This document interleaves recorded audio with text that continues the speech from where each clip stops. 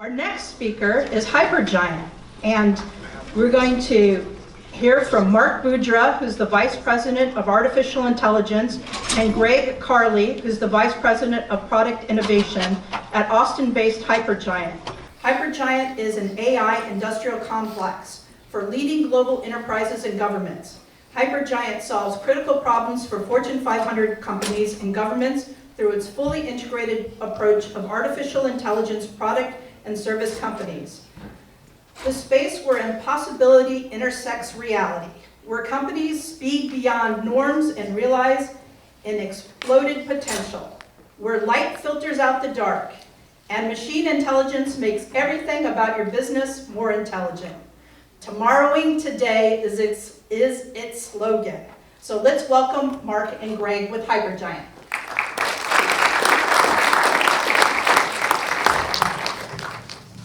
Yeah, thank you.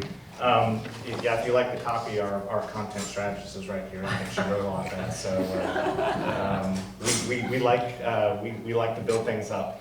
And I think what's interesting is I love that we went after a fairly scientific, Dr. Job, PhD, everything. It's amazing because Marc and I are both college dropouts. Yeah. And I think it's, but what I say is really interesting Great about time, this, actually. is art school, by the way, too. Art school dropout, so I somehow couldn't figure that out. Darkroom photography process. But what's great is we represent something that I think is really amazing, is where space used to be government only, and it seemed like an impossible place to go do business. We are examples that you can start a company. We started about a year ago, and we have launched actual products into space. And so I think this is a really amazing testament that, in Austin, in the startup community, whatever, there are people that want to do this, there are people that are capable of doing this. And as I walk through a lot of stuff, mine is less scientific maybe, it's more inspirational, I think. We kind of drew the title of the future of everything in space. Spoiler alert, we're not going to cover everything.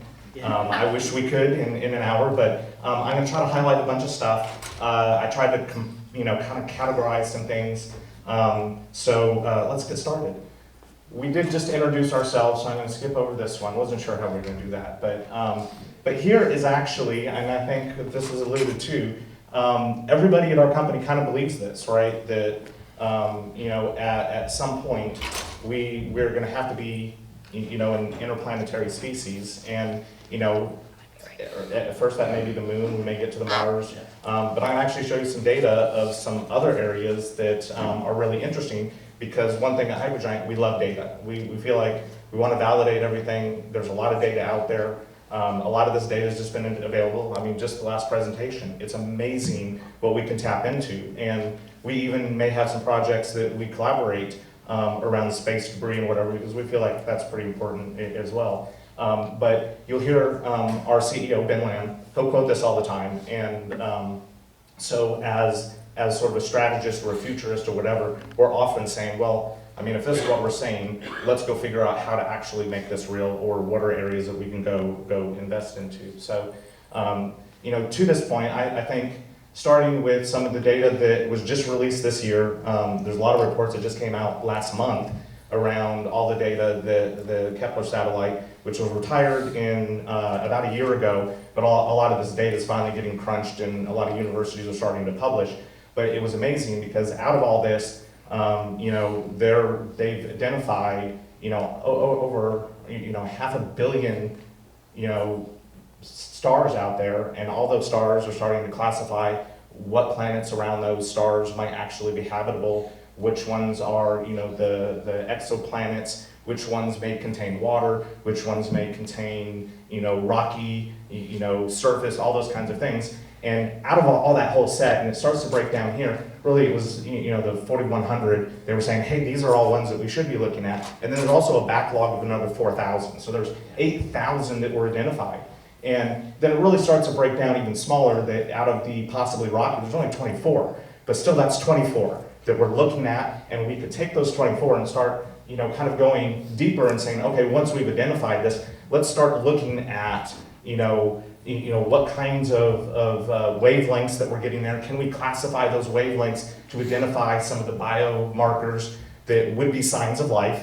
And I think, as I look across through this, it makes me really happy, because I think the one thing that we've all dreamed of is answering this question, right? Will we be able to say we're the only ones, or is there something out there? And so one of my predictions, based on sort of this trajectory, as we put more satellites up, the satellites get more enhanced, they get better equipment on it. We're using IA to really be able to crunch that data better. I believe in this zone over here, so within probably 15, 25 years, in that range someplace, we probably will discover definitively that there is life someplace else besides here. So that will be my first prediction. You can kind of tweet that out or whatever you want to do. But again, this is what we do. We want to dream, and so if we're really pointing towards this, what are the things that we can do with a company like ours? That how do we write algorithms? How do we start putting this stuff together to actually drive towards this? Problems differently, right? I mean, that's what sits at the heart of so much of what we do, and when we look at things. And if you think about, even 100 years ago, like things like communication satellites were science fiction. Like all this stuff starts with a dream that somebody has to think about. But what I love is this is 9 years worth of data starting in 2008. So as we start looking at the trajectory, we're looking by that's 100 million possible places. And really, I think the number that came out of this is there's like 10 billion possible areas just in the Milky Way alone. So we feel like the data is going to be there for us. So the first thing I actually did is kind of broke this down into a timeline. We're kind of heading towards this. I mean, obviously we have the ISS in space now. That's going to be retired here. Originally it was going to be 2024. I think they've extended it to 2030.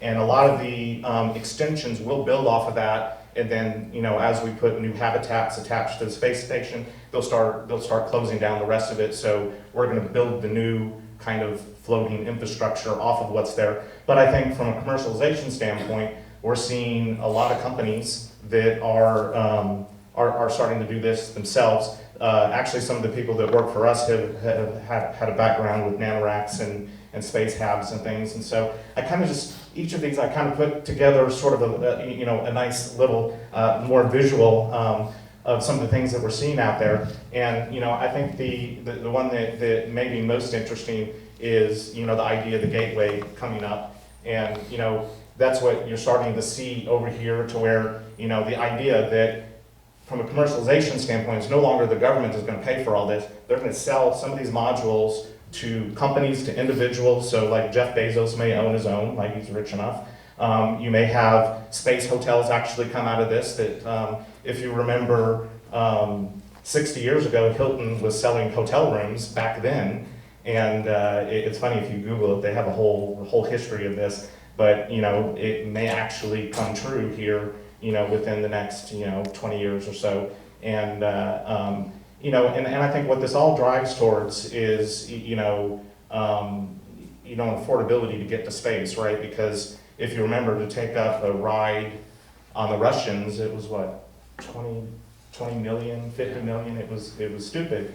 And already we're starting to see like Virgin Galactic say, hey, we can do it for 10,000. So over time, the more and more that this starts to happen, you'll see that get less and less. And so possibly in our lifetime, all of us may, for a price, be able to do that. I think the other one that is pretty interesting is really, we already know NASA said, hey, by 2024, we're going to the moon. There's lots of other companies moving toward this as well. But I think what we'll see in the next phase is, once we establish the ability to have people living in orbit, it'll be interesting that we'll be able to establish getting to the moon, because probably what this will mean, and interestingly enough, we had a workshop yesterday that we went really deep into some of this, and something was said in that meeting that I think was really interesting, that really in order to get down to the moon, we'll have to put something like Gateway to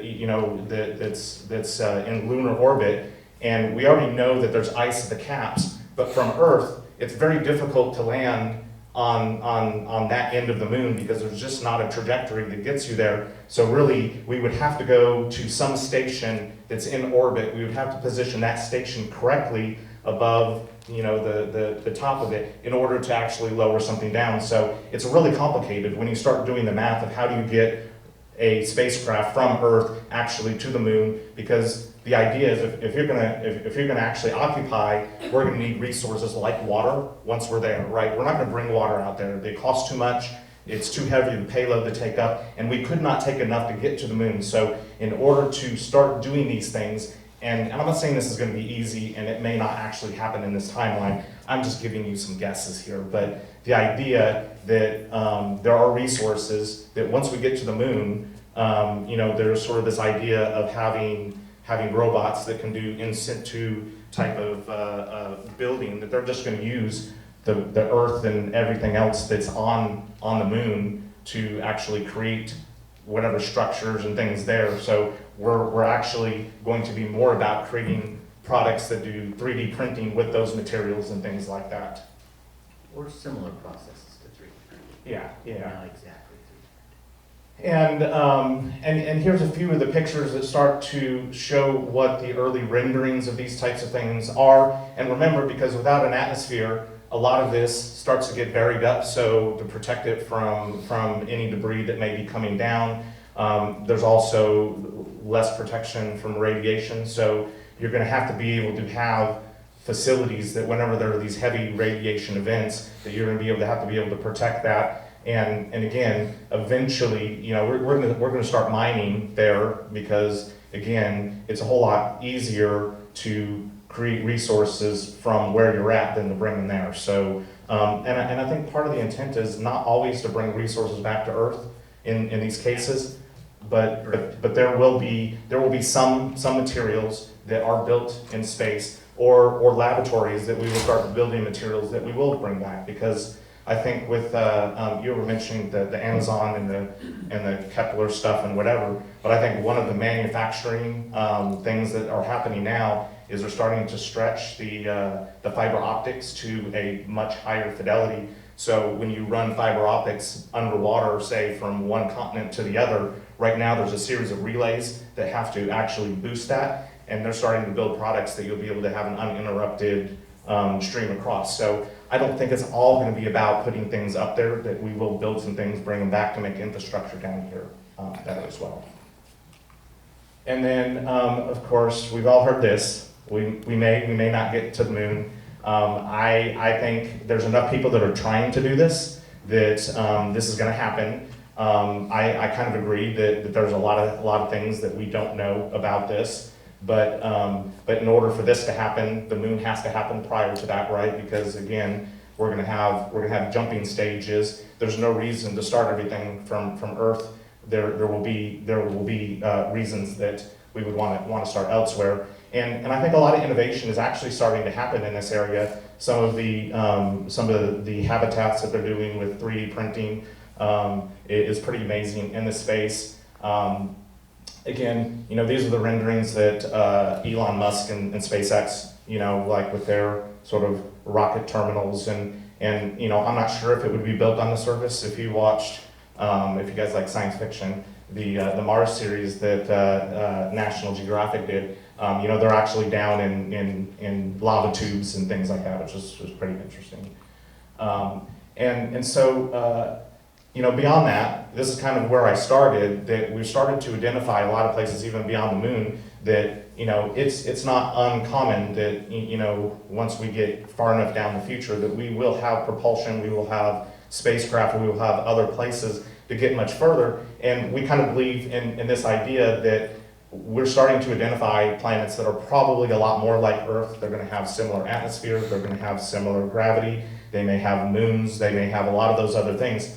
And I want to say out of that list, they have 4 candidates already that start to look something a little bit more like in the corner here of things that we're pretty sure. I mean, again, these are at distances that we cannot reach yet. I believe the closest one was about 4.5 light years away.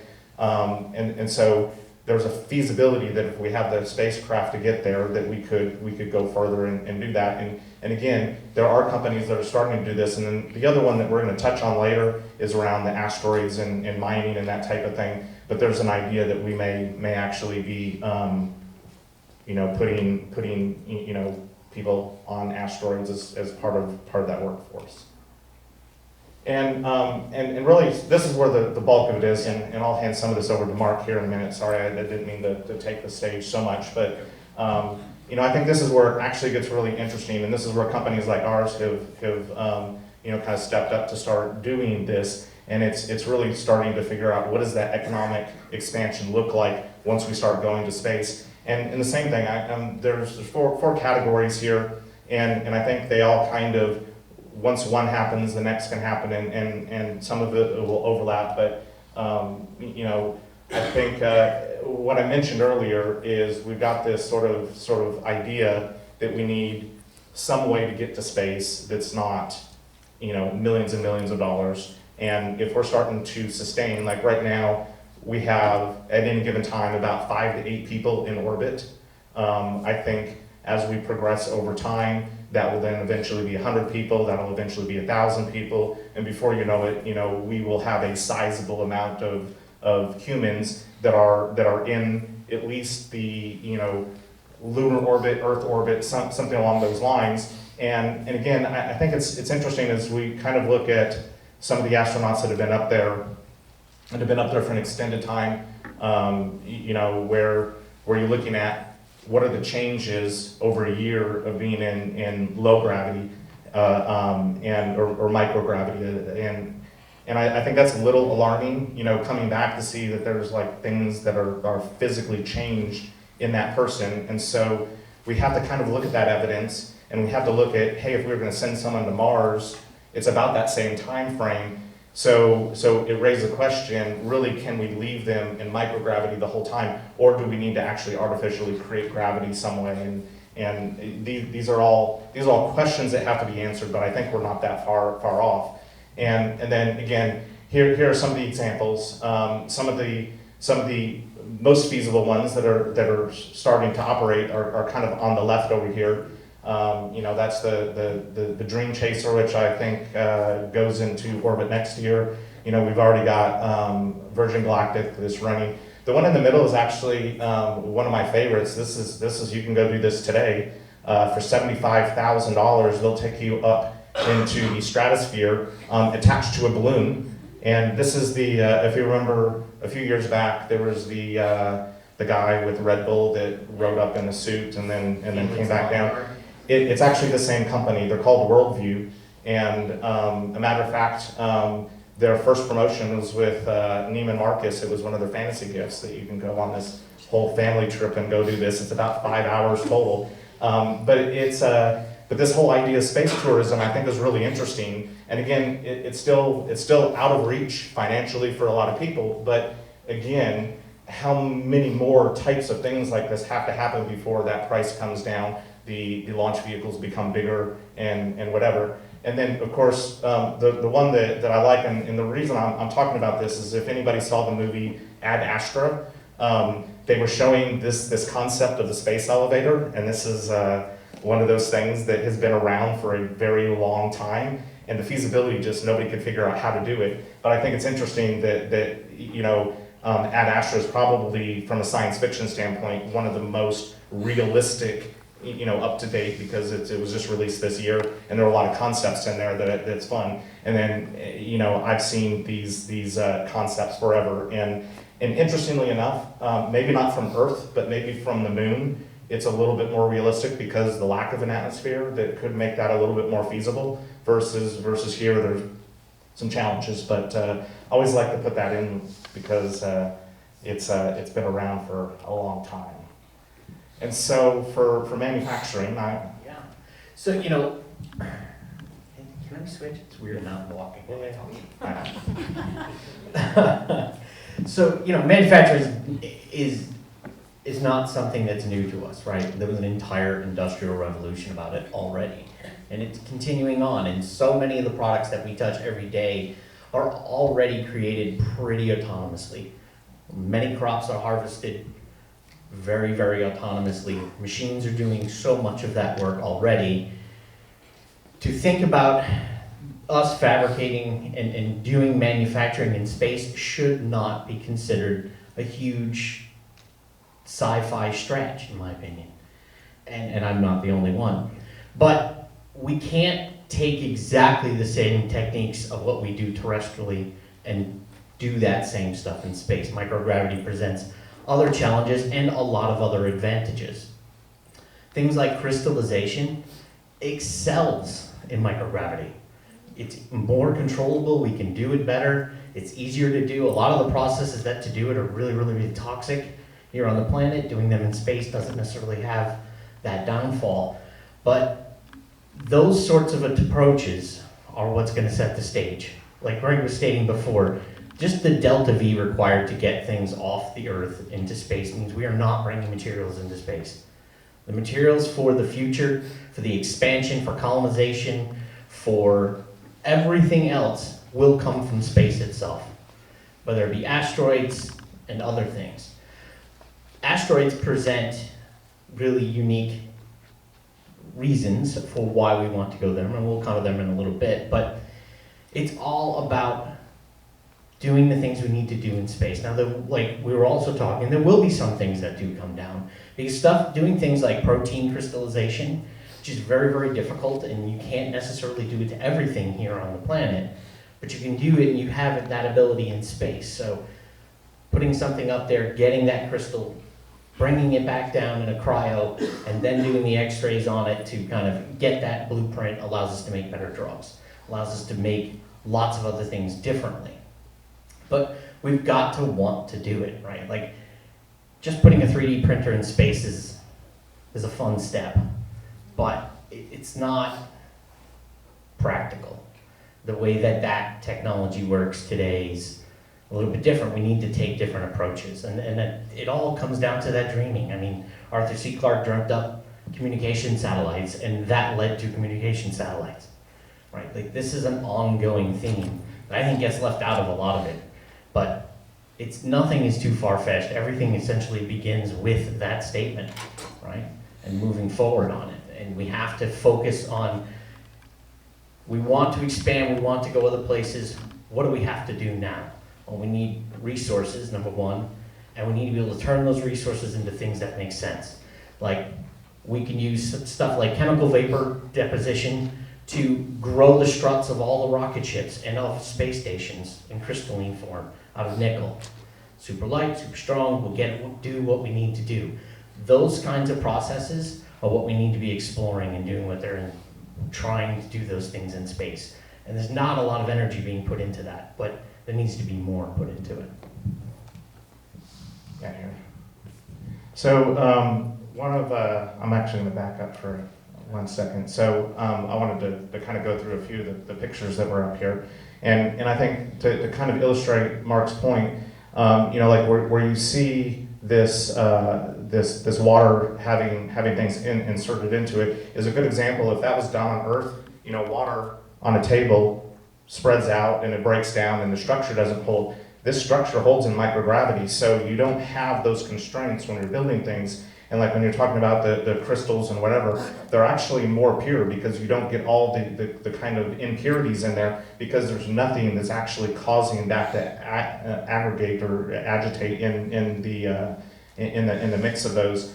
And then some of the other things I think are really interesting. So that the bottom one here, the picture's not really that exciting, but this is something that's actually out right now. Is the satellite goes up and then it 3D prints the solar wings on here, so it could actually get much larger. Because if you tried to fold all of that up into a launch deployer, it just wouldn't fit. It's too heavy or whatever. But you could put the materials in that it could actually go out and produce this once it's in space. And so I think ideas like that are really interesting as we look at moving forward on how we accomplish this stuff. And then the same thing up top. I mean, we basically have a robot that's 3D printing at least the structure to go build a habitat or something in space, that it's able to build the framework, and then we can come in with other materials to build the rest of that out.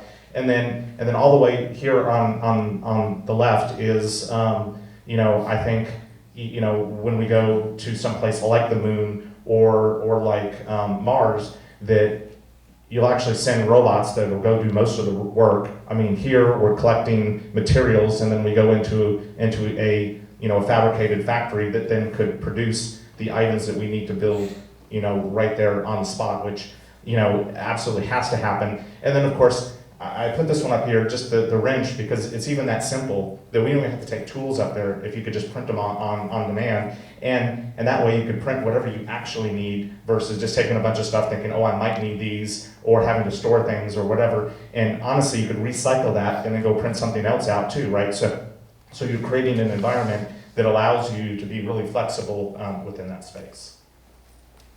Energy is the other one that's really interesting because once we're up there, it's one thing to build this stuff, but it's another thing to have power and have enough power to support, you know, multiple structures. And having different kinds of power.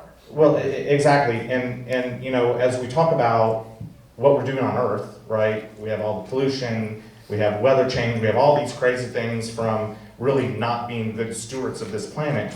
Most of what we do off Earth is actually, you know, very clean. A lot of it would be solar, and a lot of it's unobstructed. Like once you get the atmosphere out of the way and whatever, we have the ability to actually do a lot of energy collection out there.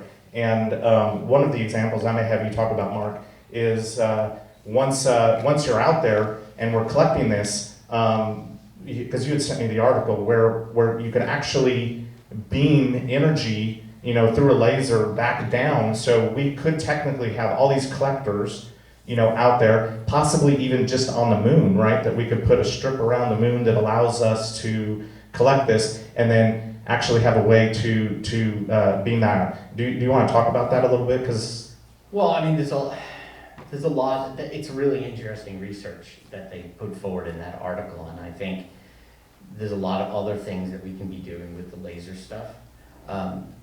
I'm not too super spun up on that particular, what they went through to be able to accomplish what they did. he's ruining my dream about lasers.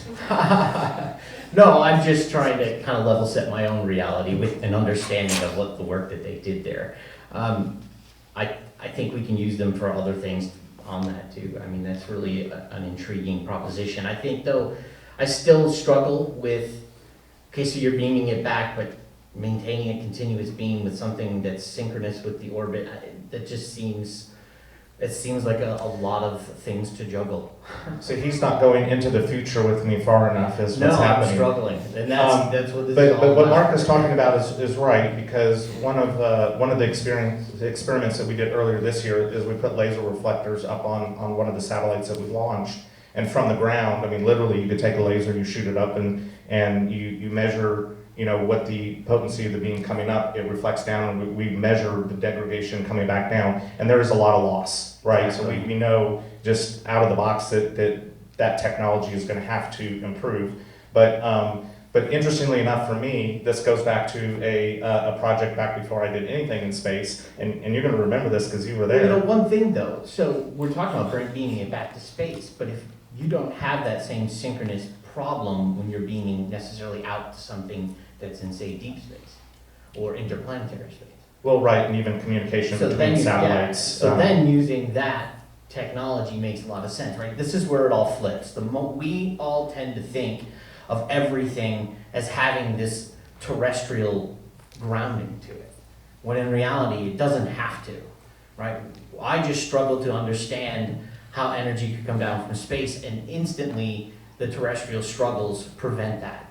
But when you flip that on its head and remove Earth from the equation, all of a sudden a lot of those things open up and unfold right there in front of you, because the capability of doing that in space between planets, sending energy, is a lot easier than trying to synchronize with something on the A nod to the original Tesla 100 years ago. Amen. Because one of the most brilliant things I think he actually created was something that never really went to market, which is the magnetic resonance charging, right?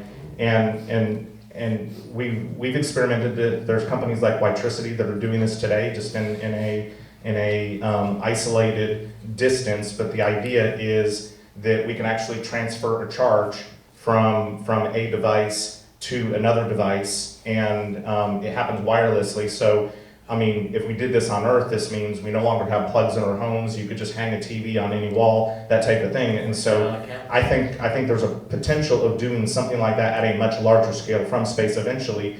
My first foray in this was a previous company. Mark and I was at Chaotic Moon. We did it for a company called Lovesack, which is a terrible name for a company, but they had this modular couch. They said, can you charge your cell phone just by sitting on the couch? That was what they asked us to do. They are love-sactionals. And so the funny thing is, we had a prototype and the whole thing. We were successful with it, and it was shown at CES, and they never went anywhere with it because it was too expensive. And actually at the time, we didn't get to magnetic resonance charging. It was the inductive charge, which meant you still had to have a pad within a certain distance, which is a lot of what you have with your cell phones now if you have the charger that you just set your phone down on. But we feel like these kinds of technologies are going to move forward into things like that. And that's really why I'm mentioning this. And already you have companies like Apple that have filed for patents to do it over Wi-Fi. So when we talk about 5G and some other things, there may be a shared ability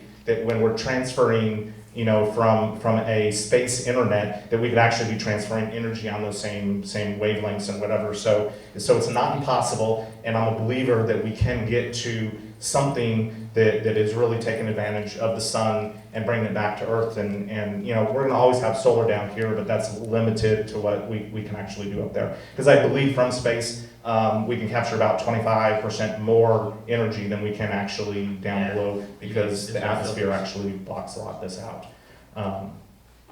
And so that gets us kind of to the last area, which is space mining.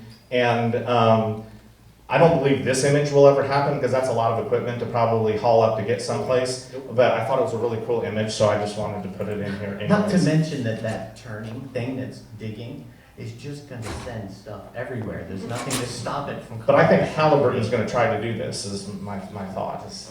But anyways, I'll let you talk about some of this. So one of the thing that makes space mining so attractive, at least when we're talking about asteroids, is that most asteroids are formed by condensing and coalescing of gases, right? And they're doing that typically in a microgravity environment. Unlike Earth, when minerals are created, they get heavy and they sink because of gravity. But in microgravity, that's not the case. So the distribution of minerals and resources on an asteroid is relatively homogeneous, meaning we don't have to go to the core of the asteroid to get it. We just start skimming off the top. And using processes like a MOND process, which again, super toxic on the planet, but run it over with a magnet, pull the things that you need off of it, vaporize them, deposit that vapor into a launch vehicle. That launch vehicle takes off, leaves, goes to low Earth orbit, or to wherever it needs to be. And that's where the manufacturing process now kicks in. Resources come in, products go out. No different than a manufacturing plant on here. Tomatoes go in, tomato sauce comes out in the can. That has so much advantage to us. That is, we can get water from there, we can get hydrocarbons for fuel from there, we can get all of our minerals from there. All of that stuff can happen just from mining the asteroid. And we have tons of robots that do lots of things today, coupled with the advances that we're making minute to minute in machine intelligence. These things will be very much a reality very, very shortly. And it's that. It doesn't take a lot of delta V to take a load of materials off the surface of an asteroid and start heading in. So we don't need the huge kind of fuel tanks and what you envision when you try and leave the planet to go up there to do it. And then that, again, helps us manufacture what we need, keeping the cycle going, maintaining the habitats, feeding down to the moon to manufacture stuff over there, because that would be easy. And then any mining that's going to happen there is probably end up going to stay on the moon rather than come even off the moon, right?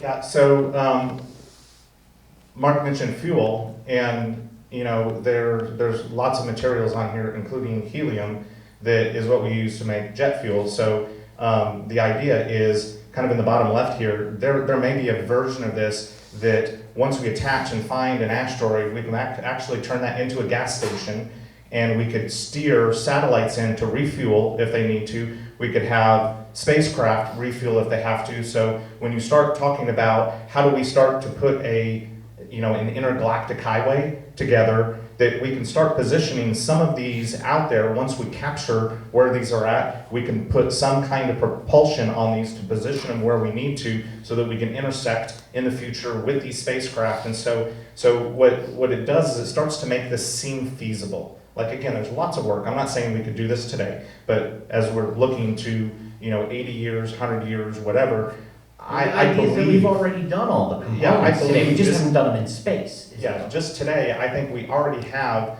the right concepts in order to pull this off. And I put this one up here because I knew we were going to see Dr. Jaw's stuff earlier. So instead of space debris, this is actually what the asteroid belts look like around our solar system, right? So this stuff is not that far away either, right? And some of it's even closer in to where Earth is, right? So these things are not that far, and they pass by all the time. So again, this is probably the lowest hanging fruit, and I didn't necessarily mean to make this one last, but this is where they say the first trillionaires of Earth will be in this industry, because that's how much these resources will be worth. And again, as we commercialize space, we're going to need this kind of infrastructure that's not necessarily on a planet. It could just be in atmosphere doing this kind of stuff. And again, it's going to go all the way down to the surface level. But even here, we've got prototypes of robots now that can go on and basically scoop materials off of these. And a lot of this is just scanning. We've got satellites that'll go in that are actually optically cataloging these asteroids, trying to figure out what materials we think are on there. And it's everything really from, surprisingly, there's lots of precious metals like gold and platinum that are in here, to all kinds of stuff. So, again, it's figuring out what the right thing is, because I think, as soon as I was reading someone's perspective on, there's all this gold out there. Well, if you brought all that gold back to Earth, it's going to devalue it here anyways, and that's not the value. But if you were needing to build, circuit boards and whatever, those are materials that you can do in space that you're just be able to grab and support. You're not having to take the rare materials off of Earth to bring it up. I mean, there's so many interesting connections that come out of this that I think is pretty interesting. So I know we covered a lot, and you guys hopefully have lots of questions around here. So hopefully Well, before we wrap, I just want to kind of share one little anecdote that I think is kind of apropos. So a couple years ago, I had the privilege of spending some time with a gentleman named Burt Rattan. Burt is legendary sort of maverick in the aviation business, built the first flying car, built a plane that flew nonstop around the world, built a big plane that can land on any surfaces without being adjusted. He has consistently pushed the boundaries and set the stage kind of for generations of R&D people like myself to follow. And he has sort of 3 rules of innovation that he lives by. 1, never lose your inner child. Don't take everything so seriously that you just crush your innovative soul. 2, never ask permission. Just if you think it's a good idea, do it. And 3, if less than 50% of the people that you talk to don't think you're crazy, you're not taking it far enough. Right? And that's literally how to get to space. Like, that's how every single conversation has started with anything that has gone back to space or in aviation. Somebody said something and 80% of the people went, "You're crazy, that'll never happen." Right? That's a sign that you're onto something. And I encourage everybody to embrace that. Don't be afraid to talk about it. Put those ideas out there, think them through, do a little bit of legwork on it, and converse with others and share and propagate that knowledge, because that's how space gets built. That's how the future happens. No one role in the act of creating technology has the answer to the future. It takes strategists, it takes designers, it takes engineers, it takes applied scientists. It takes all kinds of people, artists, everybody. By the way, STEM, let's talk about that a quick second. It's not STEM, it's STEAM. You cannot create technology without art. Stop second guessing and putting it off to the side. Every data scientist needs to express their work visually, and artists are good at doing that. Work together. That's how this future has to happen. That's why Hypergiant exists, why who we are and what we do, and we want everybody else to kind of be like that. Thank you, Mark. You added the art back in for me. Just for you did that for me. I love art. But you're right. It's I think Mark and I came together more as a band of misfits that we weren't successful in college and had lots of jobs over our careers or whatever, and suddenly startups and tech came in and our ideas were embraced versus laughed at, right? Because I think we both had some pretty wild ideas over time, and I think I'm really proud of what we did. So I touched on it, but I'll wrap up before questions with this last thing. So in February, we launched our first product into space, a product called the Slingshot, and the premise behind this, when I was approached to help out with this, is how do we actually launch satellites more cheaply into space? And number one, it's not building our own rocket. We're not in that business. Honestly, it's not even necessarily building our own satellites. That we were, kind of along the same lines that we've done a lot of mobile products. It's like a logical use of space. Well, exactly, and products like Uber inspire us. That how do we take those kinds of models and apply it to other areas? And so this idea emerged: can we ride share satellites up into space? And this is not uniquely our concept, but it wasn't really done in the commercial space quite the way we approached it. It was missing the kind of deployment mechanism that fit the ride share. Yeah, so we started looking at available spacecraft that were out there. We looked at the infrastructure like the ISS and things like that, and we sort of picked a path. And originally it was a company called Orbital, which makes the Cygnus spacecraft, which was part of the CRS-1 at the time, that did the resupply to the ISS. They weren't like SpaceX, who had the other part of the contract, because SpaceX reuses their assets. The Cygnus was built for one trip up to load cargo into it. Then it was basically the trash removal. They took that whole thing, stuck all the trash in it, drove it back down into the atmosphere, and it just burned up. And so I got thinking that they only do that twice a year.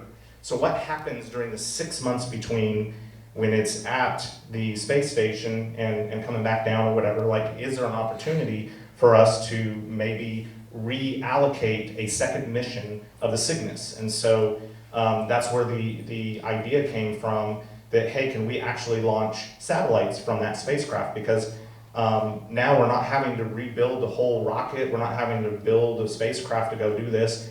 We could drive it right up to the orbit that we want to. We can launch those exactly where we need to. And so that's where the idea came off. Now, Nanoracks was already launching CubeSats off the back end of this, but what was difficult is they're mounted to the outside of the spacecraft, so they go through the whole vibration of the launch and whatever. And they had about a 50% success rate of those actually launching correctly, and most of those had to launch at a lower orbit, which was about 400 kilometers, the same level that the space station is. So they weren't able to go to any higher altitudes, and so that's where the idea came. We said, hey, if we could ride share satellites up, let's build a product that we attach to the front of the Cygnus. Then when the Cygnus is done with unloading the cargo, we'll kind of take over. We'll go drive it up to a higher altitude, and we'll launch for commercial customers. We're also doing government customers as well, but the idea was really like, let's help do this. And in addition, if someone's not ready to launch a satellite, we could actually just host a payload up there. So if someone's just trying to collect data, we could use the Cygnus as really just a big satellite with an antenna hanging off of it, and let customers actually transfer data as well. So that actually started about 18 months ago. It took us 9 months to go from idea to actually launching in space. So that was another thing that I think I'm really proud of, is we were told it couldn't be done in under a year. We told that this always takes 3 to 4 years. I mean, everybody told us, no, you can't do this. And honestly, I think we were too naive to understand if they were right or wrong or whatever. But again, I'm saying this because I do think it's nice to kind of end on this inspiration that if we can do this, you guys can do this too, right? I mean, if you have an idea and you want to get something into this new space economy, I would say just go find the right people crazy enough to go do it with you. And honestly, the money's out there. I mean, people will invest in this stuff for the right idea. For sure. So with that, let's do questions. Yeah. So we'll take this one right there and then we'll go up there. A fifth thing might be computing in space. So You've got energy to burn, you've got a nice cold temperature, it'll be there. You've got the, whatever satellites, in the asteroids, you probably get graphene, which is basically two-dimensional yeah. carbon, which is great to compute with. So compute in space is definitely becoming a bigger thing. Part of the issue with it is rogue energy particles and what that happens when it hits a CPU, right? And sure, you can shield about it, but traditional computing hardware, the way that it's set up here on Earth, doesn't necessarily work great in space. Now, we're purposely building some new stuff. I think what you're going to see is going to be more IPUs in space than CPUs, right? Intelligent processing units, where we're doing more anomaly detection at the fringe and cutting down on our downlink sends and just detecting it there. And then you've got, kind of self-ordering matrices of communication and thought. So there'll be different tiers that'll happen, and there will be data centers in space. Maybe quantum works better. Maybe. Yes, you're thinking into the future now. Yeah, That's exactly right. I mean, and I think as we put more things in orbit, some of those structures will likely have some storage capacity that you're not having to send everything back down to Earth to have it processed. But I think the tendency up to this point is it's kind of to keep space dumb and do all the processing down on Earth. I think that trend will change. But some of the things that I've learned this year is even when you're flying a satellite, oftentimes you'll get a radiation event and it'll completely wipe out like your computer and whatever, and you're having to re-upload all this stuff. I mean, basically, it's flying dead until you recommunicate and patch. So until we probably the thing in the lower Earth orbit, we're not really doing rad hard protection of that. And I think that would be the next step, is you're going to have to protect that stuff a little bit differently, which is more expensive, right? So part of what has been done up to this point with like CubeSats, with universities and everything, is how can we do this the cheapest possibly? Because we know they're just going to burn up eventually anyway. So we weren't building them for longevity to stay up there for 10 plus years. We were building them to be up for a year or so. So yeah, I think eventually. There was another question. Wait. Yes. Yeah, you. Earlier in your talk, you briefly alluded to the NASA studies showing the nefarious effects of zero-G on astronauts' bodies, both external and in space. And then you raised the safety implications of that for journey to Mars and beyond. So I'm curious to know, what do you see are ways we can mitigate the bone loss and muscular loss, and for those type of long journeys when people have to spend long time in space? So another interesting thing to think about is surgery in space. So you get injured, you're in a microgravity environment, right? When you bleed on the planet and a surgeon's working on you, it bleeds away from the wound. That doesn't happen in space. They've done a lot of experiments on animals, flying them up and doing surgery on them in microgravity many years ago. And one of the things that came out of that work was, thinking about, are we having sort of a bit of a centrifuge effect in order to kind of create some artificial gravity to stop stuff like that happening? I don't know that anybody's really got anything solid outside of the sort of centrifuging, spinning effects to bring on a gravity effect.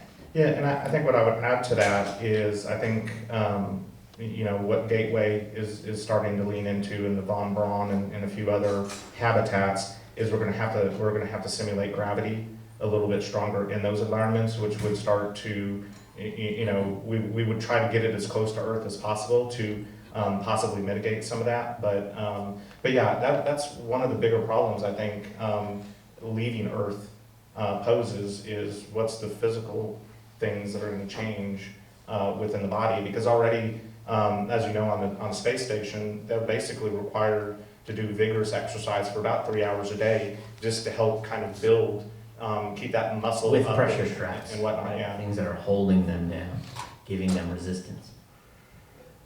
Any other questions? Yes. Yeah, earlier you were talking about various sci-fi things. I presume you guys are consumers heavily of sci-fi, particularly films, probably reading as well. You mentioned the Mars series, went for 2 seasons. There was supposed to be a 3rd season, maybe it's been canceled. I'd like to know your perspective on what can capture the minds of a larger audience that will really pump a whole lot more interest into this from a larger population of people. I'm actually trying to write a mini-series. I was really excited about Mars, and to hear that season 3 is not going to go is a real big disappointment unless they're going to delay it for another time. I'd love your opinion on this. Science fiction is where a lot of this gets the... For my money, actually, I think The Expanse, at least that first season, has some of the best sort of geo-socioeconomical mirroring of what could be, right? They've got physiological changes to the belters that happen. You've got all of the political things that happen with that. You've got all of the mining, I mean, all the elements of there, even down to the interactions of their devices. That one is, for me, of course, they've gone all, fun and sci-fi now with it, but that first season was very real on it.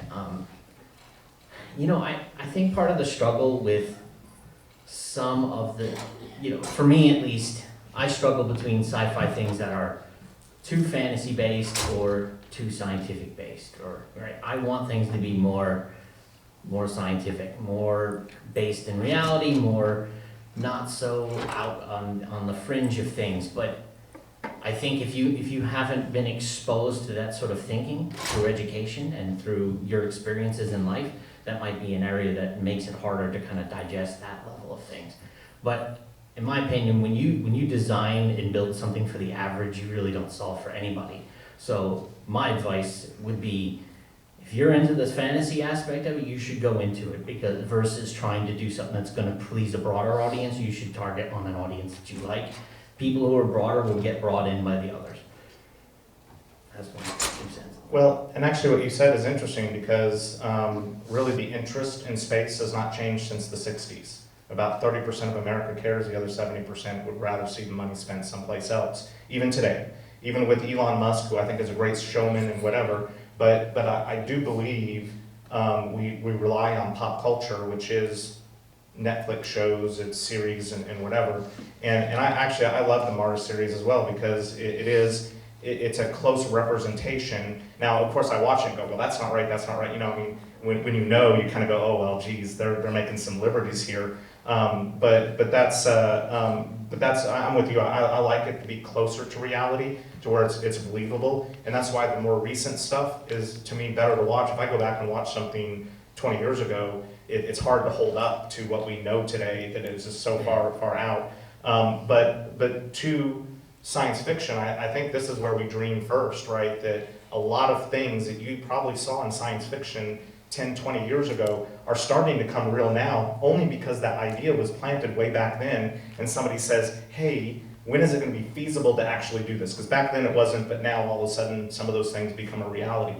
So that's what I get excited about, and I do think popularity is going to grow with more content out there that's being consumed, right? Because the more we know, and the more we get excited about this, and the more we believe it's true, right? That's maybe something, an industry I can go into, or maybe being a belter is like in someone's career plan or whatever. That could be really attractive one day that they go up and live on an asteroid to do this. So the more that we bring this stuff to life, I think that helps us kind of move this agenda forward. So speaking of belters, you touched on earlier that asteroid mining could potentially lead to the first, trillionaires, possibly. I think that's going to be a big draw for people. But what are the challenges that a company looking to potentially go into that space might have to overcome? And do you see a place for Hypergiant in that industry as well? Yeah, they're going to need to launch things into orbit, and they're going to need AI on their robots. So all areas for Hypergiant. And lasers. And lasers. Lots of lasers. There's but no sharks. The $1 trillion that came from Bloomberg, and they've got a series that you could watch. It's a 4 or 5 videos about 15 minutes long. And one of the topics is space mining. And I encourage you, if you're really kind of curious of like what's the latest and greatest, I just touched on it here, but that whole series was really great. And it's in conjunction with YouTube, so it's free to watch. I mean, you don't have to have a service, you just go to YouTube and search go to Bloomberg, and I think it's Giant Leap, I think is the name of the series. Yeah, it's the robot design and in the pipeline of you've got one robot, one thing that's going to get you to the asteroid, another thing that's going to get you down to the asteroid, another thing that's going to mine the materials. Those have to be processed in some way, to some extent, right there. Then they need a launch vehicle. I mean, it's that kind of pipeline of work. That's the challenge right now. It exists on this planet, but nobody's done it. I mean, we've gone to the asteroids and now we've retrieved and we've come back from them. Now we've just got to kind of industrialize that workflow, because right now it's like, a year to build one robot and that to do it. And that'll accelerate, but again, that only comes when the process has been figured out a little bit more. Well, and maybe to answer the Hypergiant part, of course, Yeah. the answer is yes. We're looking that direction. And I think my approach from a product standpoint is, when we think of asteroids, we think of these large things, but I think there's lots of them that are small. Yeah. So you could really build a satellite that just has an open mouth, and you just go suck those suckers up or whatever, and have at least some way to identify, sort, dump, whatever, and possibly, go to, a station like ISS to where, you could drop that stuff off. So I think it's very feasible very, very soon. I mean, we have the capability to go out and get small asteroids now. It's just identifying what are we looking for. So probably the first step is more in a constellation that you're going to send out a swarm of satellites that are really just going to start monitoring which ones are out there, what do we think they are.